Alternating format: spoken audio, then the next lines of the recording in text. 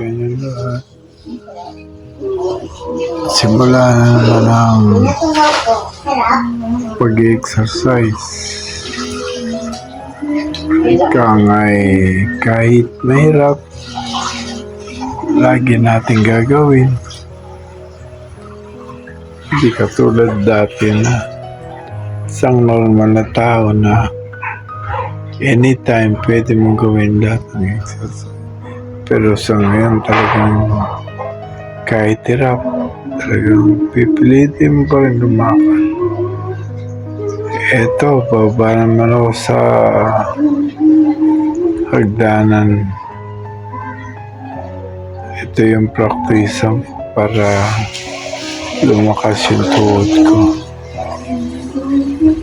Third floor mula sa yung inaakyat ko, kaya yan ang practice. Kaya nga lang yung pagiging survivor ko minsan talaga hindi natin maano ang natin karamdaman dahil minsan tulad nito nagkasakit ako. Ilang araw ako na hinto, alas 3 linggo. Kaya lang nahihilo. Hindi ko alam kung ano nangyari sa akin. Na talagang hindi ako dahil nahihilo ko. Dati na, ang bilis ko maglakad. Ngayon talagang bumagal na naman. Kaya, tsiga-tsiga lang. Hindi ko alam kung hanggang saan ang journey ng buhay kong ito. Kahit hirap, talagang pilit lumalakad. Tingnan mo.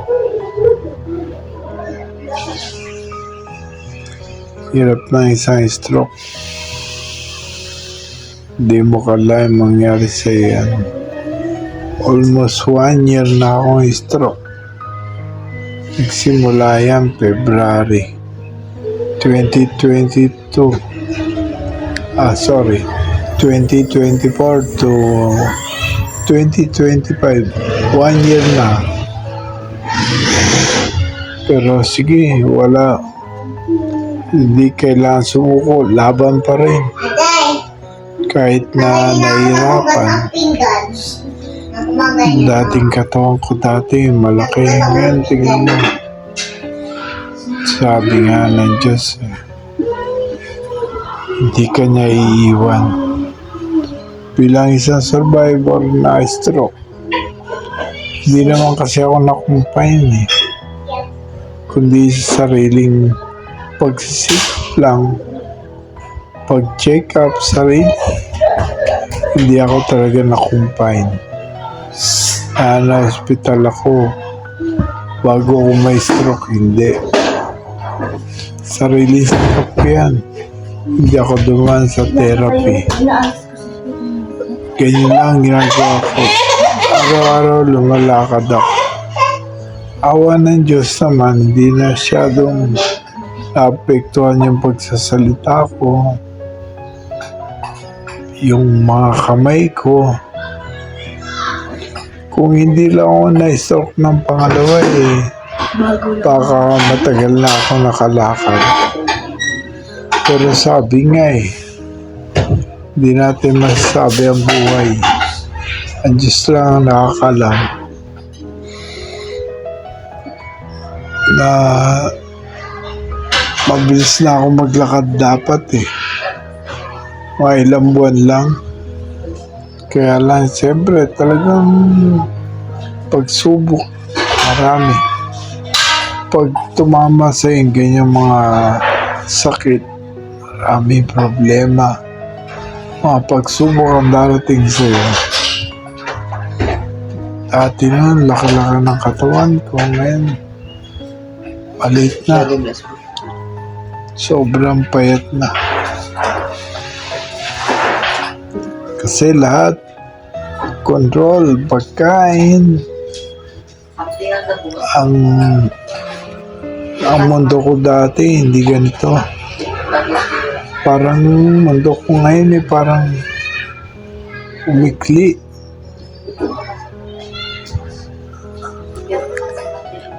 Ito lang ang mundo ko ngayon. Yan lagi nilalakaran ko. Pagpakyat. Hirap. Pero sabi nga tiwala lang sa taas lagi. Huwag tayong hihinto. Kung gusto makarecover, lakad lang ng lakad.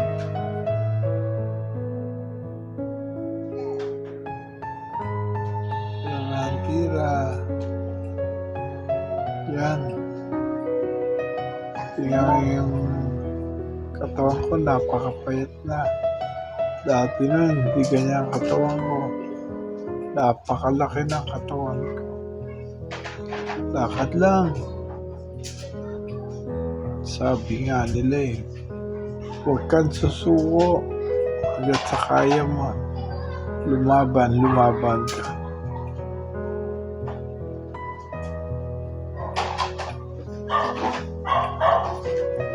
Ewan ko ba nung ako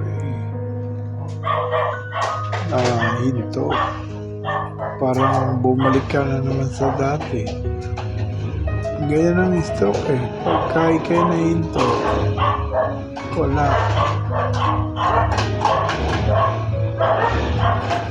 Hindi ka kailangan tumigil. Pag natigil ka, parang hirap ka ulit tumakal. Kaya kailangan araw-araw dapat ginagalaw mo ang mga katawan mo.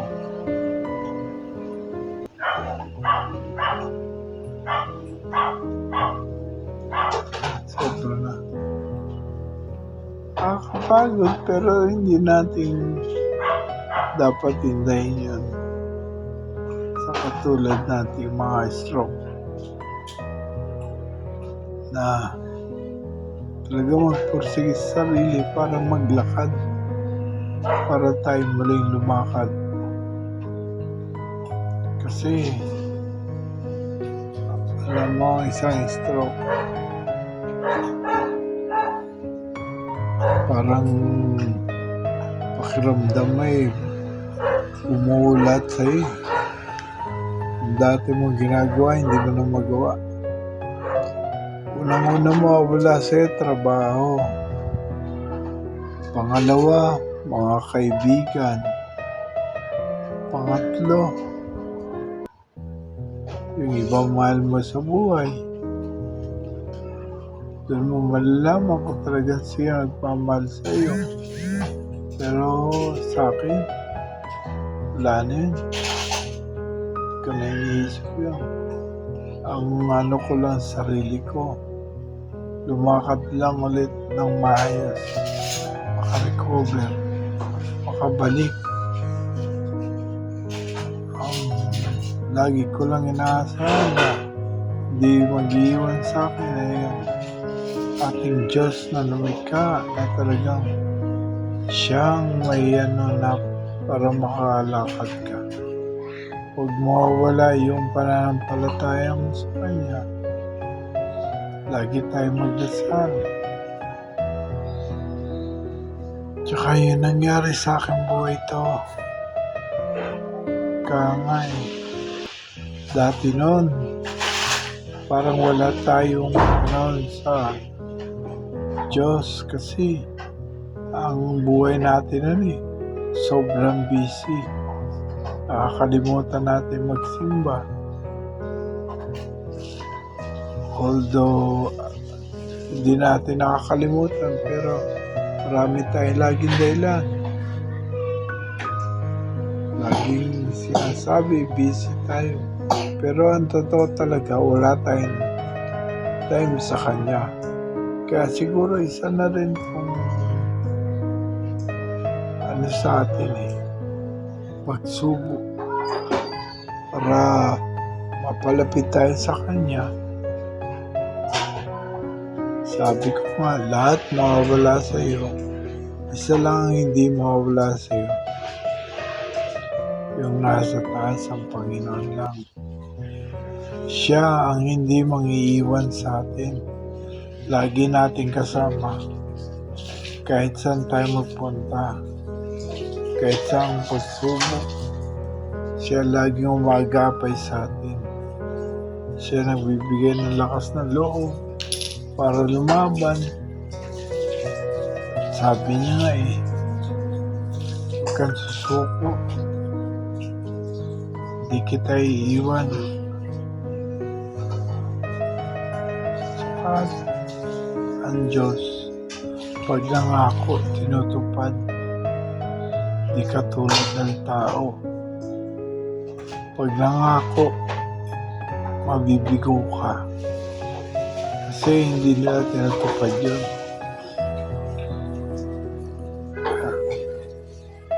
Kaya matanda, mukha na ako matanda dyan. Dati na, di ganyan ang katawan ko, tsaka itsura ko. Tingnan niyo yung pagka may sakit ka talaga. Tatanda ka. Pero sa akin, hindi ko na inisip yan. Kung anong itsura ko. Importante. Makalakad ako. Yan ang gusto ko. Gusto ko ulit lumakad. Kasi marami na akong nami-miss na gawin. Lalong-lalo na trabaho. Kasi katulad natin yung mga ito, yan ang unang na mawala sa yung trabaho mo Pag wala ka ng trabaho, wala na. Parang tingin mo sa sarili mo, wala kang silbi. Pero, sabi ko,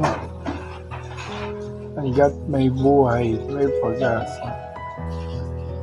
Lagi kong nalagay sa isip ko, maswerte pa rin tayo na buhay pa tayo.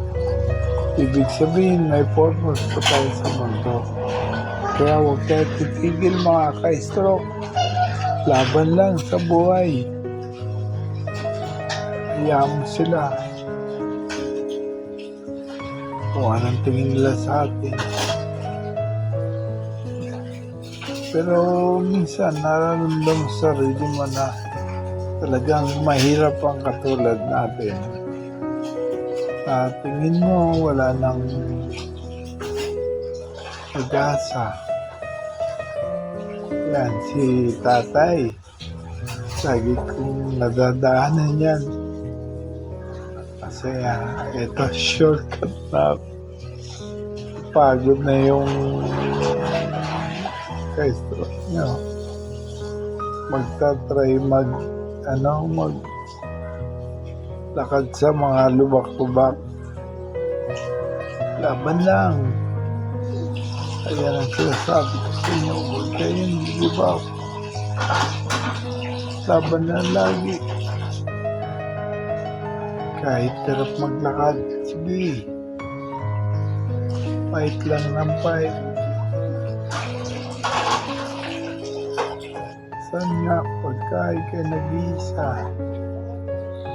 Kung isipin mo rin na wala sa'yo. Pero darating nga time, babalik at babalik yan. Babalik sa atin yung mga nawala. Sabi nga ng Diyos ibabalik niya yan. Sobra pa. Para binigyan lang tayo ng leksyon ng Panginoon natin kung saan tayo nagkamali. Saan tayo bumangon. Sabi nga kaya kanya binuhay, may purpose ka pa sa mundo. Yung alam mo na, maswerte pa rin tayo na nakapagsisi tayo mga kasalanan natin, tinanggap natin siya, laging malapit tayo sa Kanya, babalik na yung Pagod na yung ka-stroke nyo. Akit na naman, oh. Kagandahan sa katulad ko, nakakaakyat ako sa hagdanan. Kaya nga lang, sa time ko ngayon, parang nahirapan na naman ako. Kasi nga, yung time na yan, nahihilo pa rin ako yan. Pero, pinipilit ko lang. Hindi ko alam yung hilo ko, hindi ko alam.